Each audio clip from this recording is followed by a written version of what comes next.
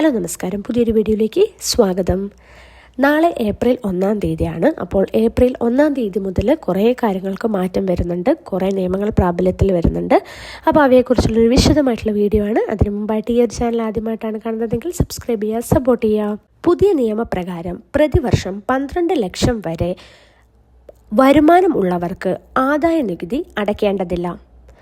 ഇതുകൂടാതെ അടുത്തതായിട്ട് വരുന്നത് ഒരു നിഷ്ക്രിയമായിട്ടുള്ള നമ്പറിൽ നിന്നുമുള്ള UPI ഇടപാടുകൾ അല്ലെങ്കിൽ UPI പേയ്മെൻറ്റുകൾ ഇനി മുതൽ സാധിക്കില്ല എന്നുള്ളതാണ്. കൂടാതെ കേന്ദ്ര സർക്കാർ ജീവനക്കാർക്കുള്ള പുതിയ ഏകീകൃത പെൻഷൻ പദ്ധതി നാളെ മുതൽ പ്രാബല്യത്തിൽ വരും. ഇതിൽ 23 ലക്ഷം ജീവനക്കാർക്ക് ഈ ഒരു പദ്ധതി ബാധകമാണ്.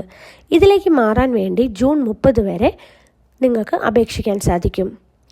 കൂടാതെ ഭൂനികുതി നാളെ മുതൽ 50% വരെ വർദ്ധിക്കും.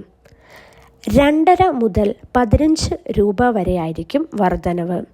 കൂടാതെ കോടതി ഫീസ് നാളെ മുതൽ കൂടും എന്നുള്ളതാണ്. ഇതുകൂടാതെ പല നിയമങ്ങളും പല കാര്യങ്ങളിലും മാറ്റം വരുന്നുണ്ട് ഏപ്രിൽ 1-ാം തീയതി മുതൽ. പക്ഷേ ഇതൊക്കെയാണ് ഏറ്റവും ഇമ്പോർട്ടൻ്റ് ആയിട്ടുള്ള കാര്യങ്ങൾ.